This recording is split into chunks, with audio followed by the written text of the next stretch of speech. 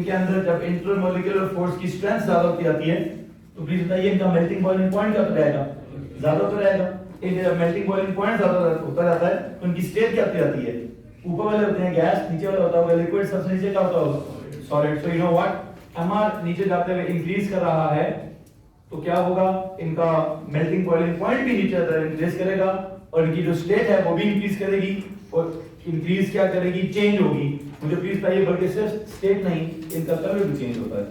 क्या होता है भाई, you know what happens as we move down the group.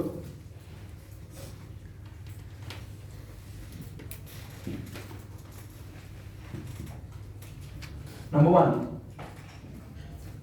mr increases, जिसका असल मतलब क्या होता है, मार्क्स स्कीम में किस बात का नंबर मिलेगा, number of electrons in the molecule. mr increase करने मतलब क्या होता है, number of electrons in the molecule increases, ये की बात है।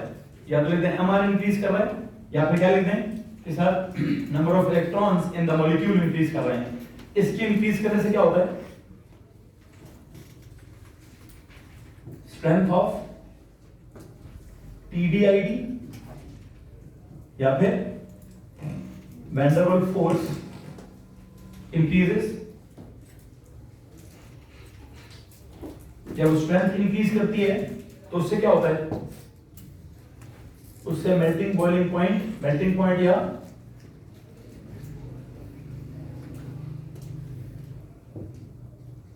बॉइलिंग पॉइंट भी इंक्रीज करता है, जिसके एक और लफ्ज भी है वोलेटिलिटी।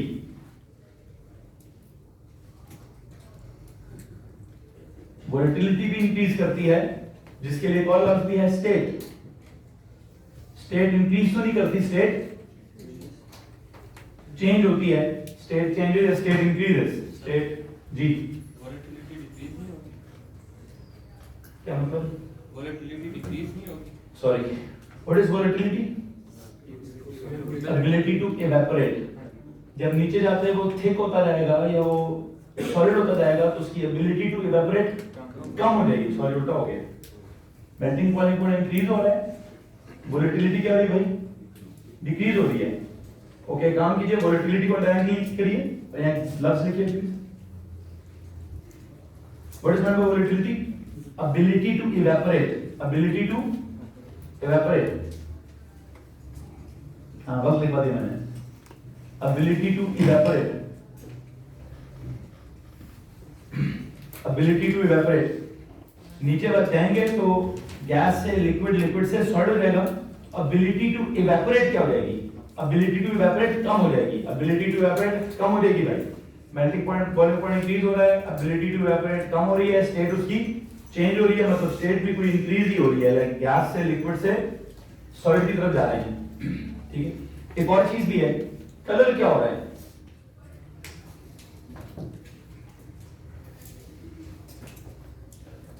कलर डार्कन्स, कलर भी डार्क हो रहा है। ये सारी बातें हमने कहीं ना कहीं ओ लेवल्स में डिस्कस की हुई हैं। मुझे प्लीज बताइए, फ्लोरीन की स्टेट क्या है, गैस। फ्लोरीन की स्टेट क्या है, गैस। ब्रोमीन की स्टेट क्या है, लिक्विड। आयोडीन की स्टेट क्या है, सॉलिड। फ्लोरीन का कलर क्या है, पेल येलो। फ्लोरीन का कलर क्या है, येलोइश ग्रीन। ब्रोमीन का कलर क्या है, रेडिश ब्राउन। आयोडीन का कलर क्या है, डल ब्लैक। ठीक है, सारे अल्फाज हमने ओ लेवल्स में पढ़े हुए हैं, यहां पे की जगह तो लिख दो। Fluorine is pale yellow, chlorine is yellowish green, bromine is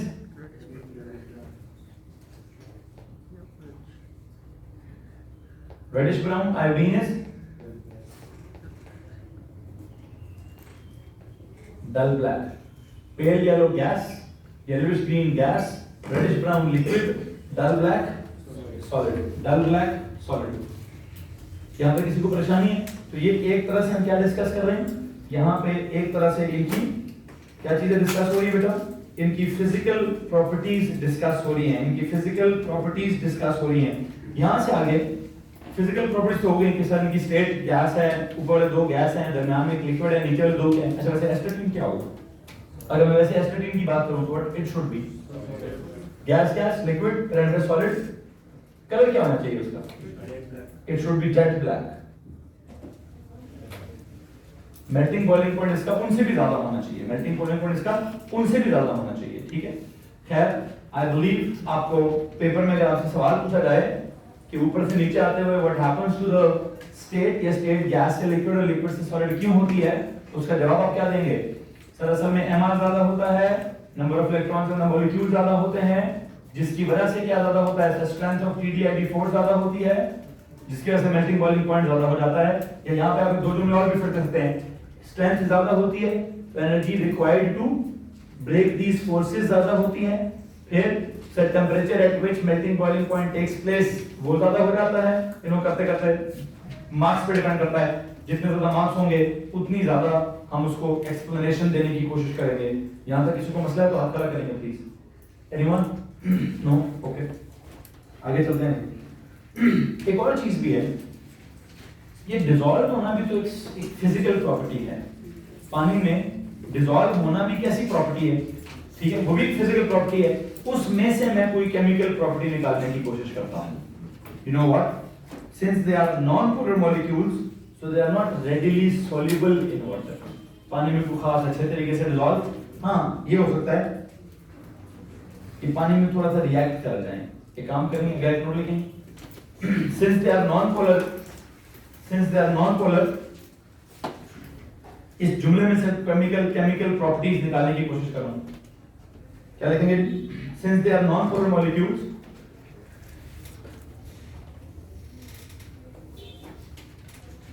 so they are not readily, since they are non-polar, so they are not readily soluble in water.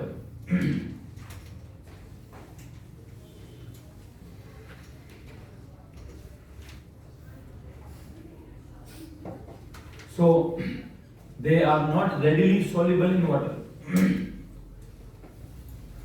They are not readily soluble in water.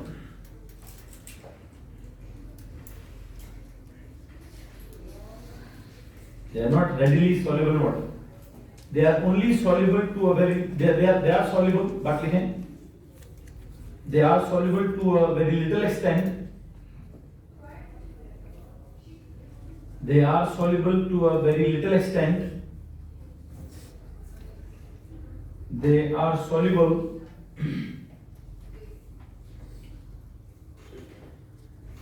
to a very little extent due to a reaction with water. Due to a reaction with water. Due to a reaction with. Due to a reaction in water. अब ये जो reaction है, क्या इनका पानी के साथ reaction होता है, इसको जरा सुनिएगा प्लीज। अगर मैं कहूं कि मैंने इस X2 को जो कि किसी भी स्टेट में है पानी में डाल दिया है, और मैं समझता हूं कि पानी में बहुत कम डिसॉल्व हो रहा है, पानी में बहुत कम डिसॉल्व, पानी में बहुत कम डिसॉल्व होने के लिए क्या एरो लगा दूं, रिवर्सिबल एरो लगा दें। ये रिवर्सिबल एरो खुद ही क्या शो कर देगा, अरे खुद ही इनकम्प्लीट सॉल्युबिलिटी शो कर देगा, या स्पेरिंगली सॉल्युबल शो कर देगा, या पार्शियली सॉल्युबल की कहानी को एक्सप्लेन कर देगा। पहले उसकी जो भी स्टेट थी, यहां पे उसकी क्या स्टेट है, H2 की एक्वियस, और ये किस वजह से है, ये किसी ना किसी रिएक्शन की वजह से है। अब वो क्या रिएक्शन हो रहा है, गौर से मेरी बात सुनिए, X2 का पानी के साथ क्या रिएक्शन होता है, इट इज समथिंग लाइक, एक बनता है HX प्लस बनता है HXO। इस हैलोजन की जो भी स्टेट है, गैस है कि लिक्विड है कि सॉलिड है, पानी में जब आप इसको डालो तो ये रिएक्शन में कोई 100% तो नहीं है, थोड़ा सा रिएक्शन होता है ये वाला, HX aqueous plus HXO that is also aqueous। इसकी एक्चुअल एग्जांपल के लिए मैं क्या लिखाता हूं, chlorine. Chlorine is a gas. When you dissolve it in water, what would it form? It forms this HCl aqueous plus HClO aqueous. और I think ये reaction आपने कहीं पढ़ा हुआ है। कहाँ पढ़ा हुआ बच्चों? पीरियड नंबर 3 जब आप पढ़ रहे थे, sodium, magnesium, aluminium, silicon, phosphorus, sulphur, chlorine, जब आपने सबके रिएक्शन विद वाटर पढ़े थे, तो मुझे उम्मीद है आपने reaction of chlorine with water भी पढ़ा होगा। तो जब आपने reaction of chlorine with water पढ़ा था, तो आपने क्या कराया होगा? सर ये तो एक तरह का डिस्प्रोपोर्शनेशन रिएक्शन है। कौन सा रिएक्शन है भाई? Please call it disproportionation. Proportionation reaction, जिसमें Cl को क्या हो रहा है? Cl खुद ही Cl 0 से 1 नेगेटिव में भी जा रहा है, Cl 0 से 1 पॉजिटिव में भी जा रहा है, Cl ऑक्सीडाइज भी हो रहा है, Cl रिड्यूस भी हो रहा है। तो मुझे प्लीज उस पीरियड नंबर 3 के पेज पे लेके जाएं जहां पे मैंने आपको ये वाला रिएक्शन समझाया हुआ है। आप उनको सी मुझे वहां पे डिटेल लिखी है कि यहां लिखनी है। पीरियड नंबर 3 पे जाएं और पीछे जाएं, बहुत शुरू में होगा। दिखाओ जी। पीरियड नंबर 3 में जब हम एक क्लोरीन का रिएक्शन कर रहे थे विद वाटर, तो हमने वहां पे लिखा हुआ है कि क्लोरीन डिस्प्रोपोर्शनेशन भी लिखा हुआ है। फिर हमने ठीक है 1 + 1 माइनस भी लिखा हुआ है, क्लोरीन ऑक्सीडाइज भी हो रहा है, रिड्यूस हो रहा है, ये भी लिखा हुआ है। वो एसिड है, ब्लीचिंग एजेंट है, वो भी लिखा हुआ है, क्लोरिक एसिड भी लिखा हुआ है, मेरे ख्याल से सब लिखा हुआ है। मुझे मजीद वहां पे अभी डिटेल लिखवाने की जरूरत नहीं है। लो जी, एक तरह से इसकी फिजिकल प्रॉपर्टीज कवर हो गई हैं। अगली जो हेडिंग बनानी है, वो हेडिंग क्या बनानी है? जाओ जी, केमिकल प्रॉपर्टीज ऑफ हैलोजेंस की तरफ। प्लीज नेक्स्ट हेडिंग बनाइए, chemical properties of halogens.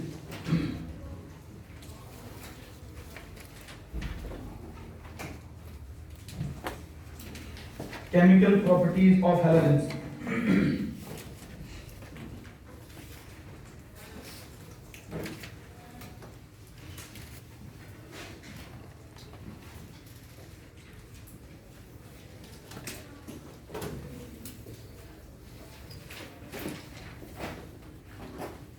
Chemical properties of halogens में सबसे पहला जो इनका बेटा रिएक्शन है, that is with metals। बल्कि इससे पहले कि मैं इनकी केमिकल रिएक्शन स्टार्ट कराऊं, आई थिंक मुझे थोड़ा सा प्रॉपर्टीज डिस्कस करनी है। केमिकल प्रॉपर्टीज में सबसे पहली और इंपॉर्टेंट बात यह है कि जनाब इनकी क्या टेंडेंसी है।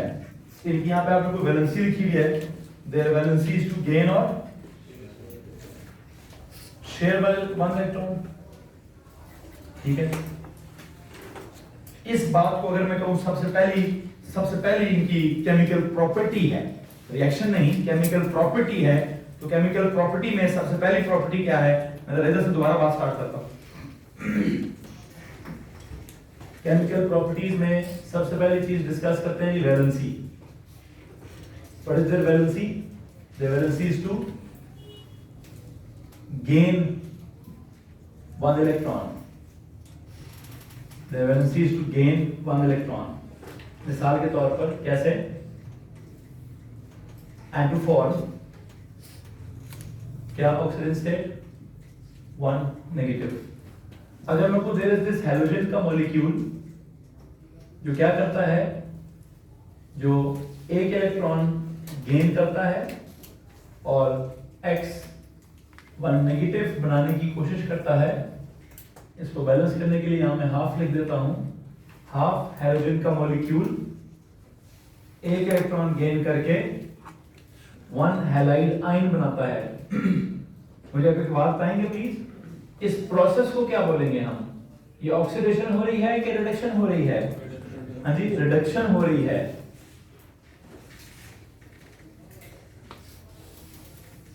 अच्छा, जो चीजें जो खुद रिड्यूस हो जाते हैं वो औरों को क्या करते हैं?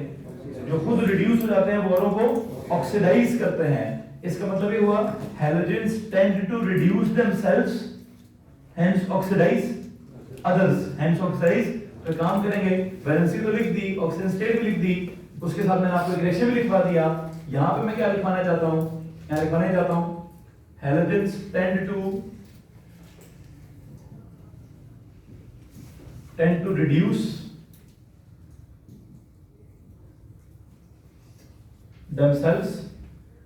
to reduce themselves and oxidize others. and oxidize others. Halogens tend to reduce themselves and oxidize others. Hence they act as oxidizing agents. Hence they act as oxidizing agents. लो जी, पहली बात तो ये होगी कि सर ये इलेक्ट्रॉन्स गेन करते हैं। उसी में से मैंने एक बात ये निकाली कि सर ये ऑक्सीडाइजिंग, खुद को ये रिड्यूस करते हैं और उनको ये ऑक्सीडाइज करते हैं। एक और टर्म भी है, एक और बात भी होती है इनके साथ, एक और बात भी होती है जब भी किसी और के साथ कोई कंपाउंड या मॉलिक्यूल बनाते हैं, ठीक है, उस दूसरे किसी एटम के साथ जुड़कर, दूसरे किसी एटम के साथ जुड़कर ये उस कोवलेंट बॉन्ड को ज्यादा खुद की तरफ अट्रैक्ट करने की ताकत रखते हैं। एक और टर्म भी थी हमारे पास, क्या? Electronegativity. Electronegativity, you know what, मैं इस वक्त आपको बताना चाहता हूं, असल में अगर मैं दोबारा से इसी बात को फॉलो करूं कि जी डाउन द ग्रुप जाते हुए, एक तो बात है कि जो हैलोजेंस हैं दे आर नॉन मेटल्स हैं, ये इलेक्ट्रोनेगेटिव एटम्स हैं, ठीक है, इनकी इलेक्ट्रोपॉजिटिविटी बहुत कम होती है, इलेक्ट्रोनेगेटिविटी बहुत ज्यादा होती है। तो जो नॉन मेटल्स होते हैं हैलोजेंस का, सबसे पहली बात क्या है सर? हैलोजेंस क्या होते हैं? नॉन मेटल्स होते हैं, और नॉन मेटल्स के साथ एक टर्म रिलेटेड होती है, क्या चीज? एक कॉन्सेप्ट रिलेटेड होता है इलेक्ट्रोनेगेटिविटी का। मेटल्स के साथ एक कॉन्सेप्ट होता है इलेक्ट्रोपॉजिटिविटी का, नॉन मेटल्स का कॉन्सेप्ट होता है इलेक्ट्रोनेगेटिविटी का। हम मेटल्स की इलेक्ट्रोपॉजिटिविटी डिस्कस करते हैं और नॉन मेटल्स की हम इलेक्ट्रोनेगेटिविटी डिस्कस करते हैं। असल में मैं क्या आपको बताना चाहता हूं वो ये है कि जनाब जब हम ऊपर से नीचे की तरफ आते हैं तो it is not just the valency, it is not just the number of shells that change, it's not just the size that changes, there is one more thing. अच्छा, वैसे एक और बात, इस रिएक्शन के दौरान एक एनर्जी इन्वॉल्व होती है। चलो एक और टर्म भी है, इलेक्ट्रॉन लूज करते वक्त जो एनर्जी रिक्वायर्ड होती थी उस एनर्जी को आप क्या कहते हैं? Ionization energy. इलेक्ट्रॉन गेन करते वक्त जो एनर्जी इन्वॉल्व होगी उसको आप पता क्या कहेंगे? Electron affinity. क्या? Electron affinity. और वो रिक्वायर्ड नहीं होगी भाई, वो क्या होगी? सर वो रिलीज हो, यू नो, अगर इलेक्ट्रॉन निकालना है, इलेक्ट्रॉन निकालने के लिए आपने एनर्जी देनी है, तो फिर इलेक्ट्रॉन ऐड करने के लिए क्या होगा? मेटल्स में से इलेक्ट्रॉन जब निकालना होता है क्या होता है भाई? एनर्जी देनी पड़ती है। नॉन मेटल्स में जब इलेक्ट्रॉन ऐड करना होगा तो एनर्जी देनी नहीं पड़ेगी। एनर्जी क्या होगी? एनर्जी खुद ही निकल आएगी। Let me tell you what this electron affinity is negative.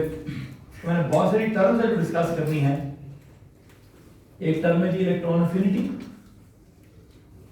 एक टर्म है इलेक्ट्रोनेगेटिविटी, एक टर्म है ऑक्सीडाइजिंग एजेंट होना। ठीक हो गया, मैं सारी बातें डिस्कस करूंगा एक ही जुमले में, ठीक है। इससे पहले कि मैं इनके ट्रेंड समझाऊं कि ऊपर से नीचे आते हुए इलेक्ट्रोनेगेटिविटी को क्या होता है, ऊपर से नीचे आते हुए इनकी ऑक्सीडाइजिंग एजेंट की स्ट्रेंथ को क्या होता है, ऊपर से नीचे आते हुए गेन करना आसान होता है क्या मुश्किल होता है, ऊपर से नीचे आते हुए इलेक्ट्रॉन अफिनिटी क्या होती है। मुझे प्लीज ये बताइए, मैंने आपको जब आयनाइजेशन एनर्जी पढ़ाई थी तो क्या वहां पे इलेक्ट्रॉन अफिनिटी लिखवाया था? पहले चैप्टर में था ना, बेसिक टर्म्स या एडवांस टर्म्स में नहीं लिखवाया। चलो इसी पेज के हेडर पे इलेक्ट्रॉन अफिनिटी की हेडिंग देंगे पेज के हेडर पे एक्स्ट्रा एक डेफिनेशन लिखेंगे please. Electron affinity, what is electron affinity? लेकिन जी it is the amount of energy, it is the amount of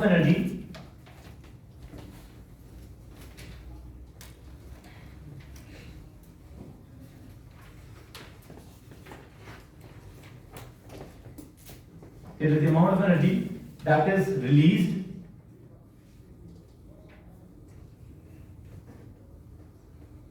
ionization energy में क्या था?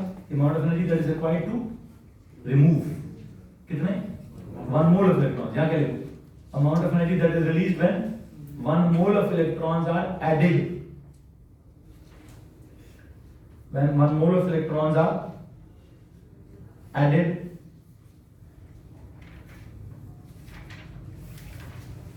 to what? When 1 mole of electrons are added to कौन से atoms? To gaseous atoms. When 1 mole of electrons are added to gaseous atoms. 1 mole of gaseous atoms. ये लिखिए. When 1 mole of electrons are added to 1 mole of gaseous atoms. 1 mole of electrons are added to 1 mole of gaseous atoms to form क्या? To form 1 mole of unipositive, positive या negative? To form 1 mole of uninegative gaseous ions. To form 1 mole of uninegative gaseous ions.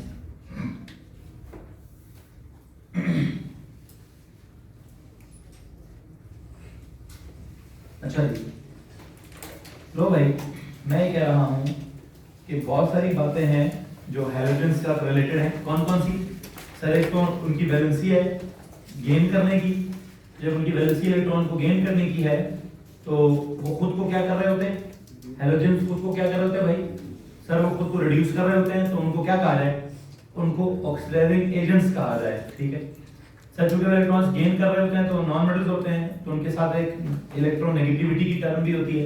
वैसे electronegativity का मतलब तो लिखाया मैंने, ability to attract the shared pair of electron. ठीक, फिर एक और टर्म उनके साथ क्या कि सर वो जब इलेक्ट्रॉन गेन कर रहे होते हैं तो एक एनर्जी इन्वॉल्व होती है, उस एनर्जी को क्या कहते हैं?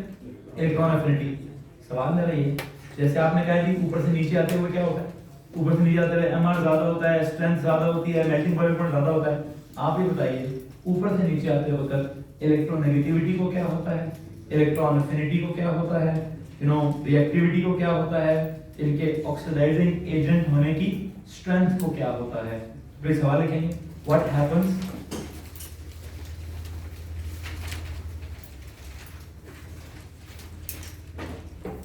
what happens to the reactivity, what happens to the reactivity slash electronegativity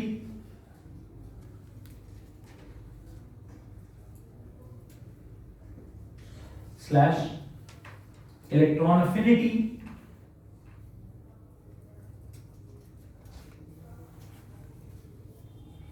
slash oxidizing power of halogens as we move down the group 17. What happens to the क्या? What happens to the reactivity? फिर क्या लिखा जी? Electronegativity. फिर क्या लिखा जी? Electron affinity. फिर क्या लिखा जी? ऑक्सीडाइजिंग पावर या ऑक्सीडाइजिंग स्ट्रेंथ। ठीक है, बल्कि एक और काम भी करें, ऑक्सीडाइजिंग स्ट्रेंथ भी करें, एक और चीज लिखें बॉन्ड स्ट्रेंथ। अगर कोई कोवेलेंट बॉन्ड बनाते हैं तो उस कोवेलेंट बॉन्ड की स्ट्रेंथ को क्या होता है? उस कोवेलेंट बॉन्ड की स्ट्रेंथ, बॉन्ड स्ट्रेंथ भी लिखें। व्हाट हैपेंस टू, मुझे उम्मीद है कि रिएक्टिविटी का मतलब भी आपको पता है क्या होता है कि कितनी जल्दी वो इलेक्ट्रॉन को गेन करेगा कि नहीं करेगा। इलेक्ट्रोनेगेटिविटी का मतलब भी ऑलमोस्ट इसी जैसा है कि जो कितनी आसानी से शेड पेयर को खींचेगा कि नहीं खींचेगा। इलेक्ट्रॉन एफिनिटी का मतलब एनर्जी से रिलेटेड है कि इलेक्ट्रॉन गेन करते वक्त कितनी एनर्जी रिलीज होगी कि नहीं होगी। बॉन्ड स्ट्रेंथ का मतलब भी जितना स्ट्रांग होगा। सो इन तमाम बातों का ही जवाब क्या जवाब है? सर जी जब आप नीचे जाते हैं व्हाट हैपेंस, देखिए जी, as we move down the group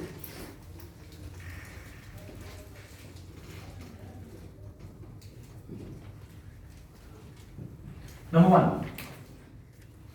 atomic number को क्या होता है? हाँ जी, इंक्रीज होता है। ओके, प्रोटॉन नंबर को क्या होता है? हाँ जी, इंक्रीज होता है।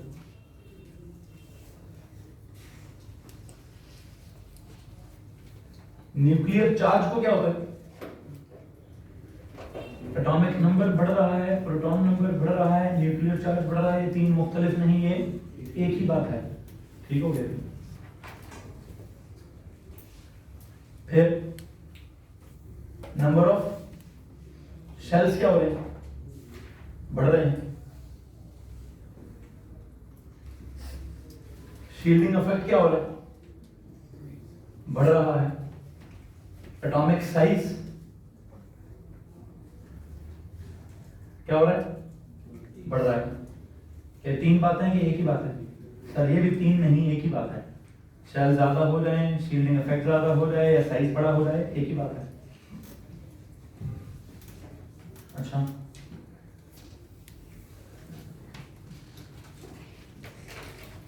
distance of the nucleus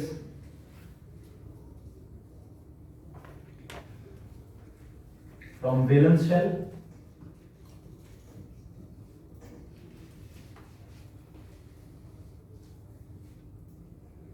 valence electron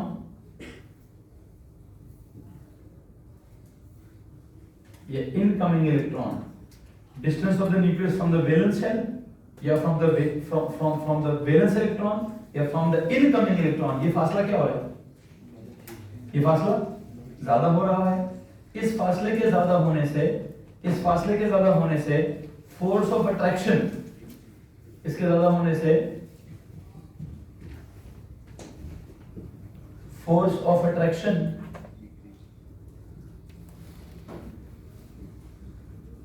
between the nucleus and the valence electron या फिर इनकमिंग इलेक्ट्रॉन, ये फोर्स ऑफ अट्रैक्शन क्या हो रही है? कम हो रही है। लो जी, जब उधर फोर्स ऑफ अट्रैक्शन कम हो रही है तो इस इनकमिंग इलेक्ट्रॉन को गेन करने की एबिलिटी क्या हो रही है? ability to gain the electron, ability to gain the electron क्या हो रहा है भाई? जब फोर्स ही कम हो रही है नीचे जाते हुए तो बाहर के इलेक्ट्रॉन को गेन करने की एबिलिटी क्या हो रही है? एबिलिटी कम हो रही है सर। जब इलेक्ट्रॉन को गेन करने की एबिलिटी कम हो रही है इसका मतलब क्या है? रिएक्टिविटी, और एक second, ability to gain electron कम हो रही है तो इसका पहला मतलब तो ऐसा रिएक्टिविटी कम हो रही है। ओके, रिएक्टिविटी कम हो रही है सर, इसके बाद मतलब क्या है? जब एबिलिटी कम होगी तो इलेक्ट्रॉन एफिनिटी क्या होगी? जो एनर्जी निकलेगी वो एनर्जी क्या कितनी निकलेगी? अब कम एनर्जी निकलेगी ना सर। इलेक्ट्रॉन एफिनिटी भी कम हो रही है। इलेक्ट्रॉन एफिनिटी कम हो रही है सर, उसकी ऑक्सीडाइजिंग पावर भी क्या हो रही है? ऑक्सीडाइजिंग पावर भी कम हो रही है। अच्छा, इलेक्ट्रोनेगेटिविटी सर, भी इलेक्ट्रोनेगेटिविटी भी कम हो रही है। फिर बॉन्ड स्ट्रेंथ सर जी, बॉन्ड स्ट्रेंथ भी कम हो रही है। सो यू नो व्हाट, हम जब नीचे जाते हैं बेटा जी, जब हम ऊपर से नीचे जाते हैं तो साइज चूंकि बड़ा हो रहा होता है, सबसे इंपॉर्टेंट चीज है सर, ऊपर से नीचे जाएंगे तो एटॉमिक साइज बड़ा होगा। एटॉमिक साइज के बड़ा होने से, अब वो क्यों बड़ा होगा वो आपको मालूम है कि सर बेशक न्यूक्लियर चार्ज बढ़ रहा है लेकिन ज्यादा प्रोमिनेंट इफेक्ट क्या है? शेल्स बढ़ रहे हैं, शील्डिंग इफेक्ट बढ़ रही है तो एटॉमिक साइज बड़ा हो रहा है। एटॉमिक साइज के बड़ा होने से जो डिस्टेंस है of the nucleus from the valence shell या from the valence electron, from the bond pair of electron या फ्रॉम द इनकमिंग इलेक्ट्रॉन, वो फासला ज्यादा हो रहा है तो force of attraction between the nucleus and the incoming electron वो कम हो रही है। तो फोर्स कम हो रही है, एबिलिटी टू गेन इलेक्ट्रॉन कम हो रहा है। उस एबिलिटी टू गेन को आप क्या बोलें? गेन करने की एबिलिटी को आप रिएक्टिविटी से रिलेट करेंगे तो रिएक्टिविटी कम होगी। गेन करने की एबिलिटी को आप ऑक्सीडाइजिंग पावर से रिलेट करेंगे तो सारा ऑक्सीडाइजिंग पावर कम हो रही है। ठीक है, मतलब एबिलिटी टू गेन का मतलब है ability to reduce itself, ability to reduce itself वो क्या हो रही है? वो कम हो रही है। अगर एबिलिटी टू रिड्यूस इटसेल्फ कम हो जाए, एबिलिटी टू गेन कम हो जाए, गेन करने की एबिलिटी कम, रिड्यूस करने की एबिलिटी कम, तो ऑक्सीडाइजिंग पावर भी क्या होगी? वो भी कम। देखो भाई, अगर आप कहते हो गेन करने की एबिलिटी कम होगी तो इसका मतलब है रिएक्टिविटी कम हो गई। गेन करना मतलब रिड्यूस करने की एबिलिटी कम होगी, मतलब औरों को ऑक्सीडाइज करने की एबिलिटी कम हो गई। ठीक है, इसके बाद फिर बहुत सारी और भी बातें हैं कि sir ability to gain the electron decreases, ability to reduce itself decreases, ability to attract the shared pair। और ना लिखो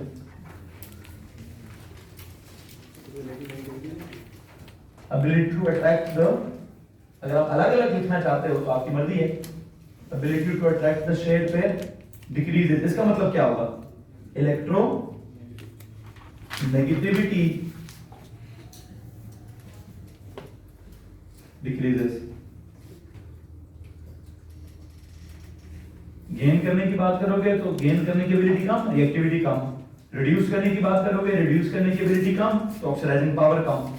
शेड पेयर को अट्रैक्ट करने की बात करोगे, उसकी एबिलिटी कम तो इलेक्ट्रोनेगेटिविटी कम। और अगर आप कहोगे energy released when the electron is added, हो क्या हो जाएगा, वो भी कम। जब एबिलिटी टू गेन इलेक्ट्रॉन कम हो गया, मेरे पास नीचे जगह खत्म हो गई है, अगर जुमला क्या लिखूं, energy released when what happens, when the electron is gained, अगर वो कम हो जाती है एनर्जी रिलीज तो फिर इलेक्ट्रॉन अफिनिटी डिक्रीज हो जाती है। बेटा it is just the physical properties, it just the physical property जो नीचे जाते हुए क्या हो रही है, फिजिकल प्रॉपर्टी नीचे जाते हुए इंक्रीज हो रही है, केमिकल प्रॉपर्टी सारी नीचे जाते हुए क्या हो रही है, डिक्रीज हो रही है। Reactivity decrease, electronegativity decrease, oxidising power decrease, you know क्या बोलते हैं, इलेक्ट्रॉन अफिनिटी डिक्रीज। और एक और भी था, नीचे जाते हुए बॉन्ड की लेंथ क्या हो जाएगी, इंक्रीज, फिर बॉन्ड की स्ट्रेंथ क्या हो जाएगी, वो डिक्रीज हो जाती है। नीचे जाते हुए जब साइज बड़ा हो रहा है, एटॉमिक साइज बड़ा हो रहा है, दैट मींस बॉन्ड की लेंथ, अगर कोई बॉन्ड बनता है उसकी लेंथ ज्यादा हो जाएगी तो स्ट्रेंथ क्या हो जाएगी। आई थिंक सारा कुछ ही काम हो गया, किसी को मसला इस बात से? Anyone, so I think physical properties भी डिस्कस हो गई हैं, उनका ट्रेंड डिस्कस हो गया है, केमिकल प्रॉपर्टीज का जो ट्रेंड है। आई होप रिएक्टिविटी का इस वक्त मतलब क्या है, इलेक्ट्रॉन को क्या करना, गेन करना। इलेक्ट्रोनेगेटिविटी का मतलब क्या है, किसी शेड पेयर को अट्रैक्ट करना, ठीक है। इलेक्ट्रॉन अफिनिटी का मतलब क्या है, इलेक्ट्रॉन ऐड होते वक्त एनर्जी का रिलीज करना, ठीक है। एक टर्म थी ना इलेक्ट्रॉन लूज कराओ तो आयनाइजेशन एनर्जी, उसको तो मैंने बड़ा लंबा चौड़ा चैप्टर बना के पढ़ाया था। यहां मैं इतना लंबा चौड़ा चैप्टर बना के क्यों नहीं पढ़ा रहा, हमारे सिलेबस में नहीं है इलेक्ट्रॉन अफिनिटी की टर्म, मैंने आपको लिखवाई है।